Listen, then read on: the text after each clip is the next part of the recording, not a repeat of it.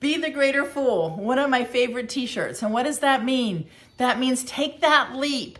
Go be creative. Go be brave. Go be courageous. Where people are telling you to stay, it's fine, it's okay, it's a safe spot, just wait till your retirement.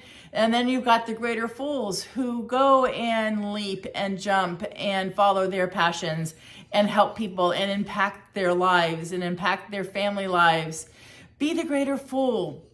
What are you waiting for? One of my favorite sayings on my bathroom mirror: what the F are you waiting for? Go be the greater fool. And if you need help because it's scary, I have a coach. Sometimes those leaps are a little bit scary and we need some help with perspectives and action steps so that we're not following the shiny objects or all the stuff flying at us that we can pay for. I'm signing up. I'm a business coach. I help my clients overcome their overwhelm, their lack of efficiencies, their lack of profitability, and help them cross the finish line again and again and again. And I'm signing up. So smoke signal me, DM me, message me. Let's have a conversation. Let's have a coach call and see if we connect. Thank you.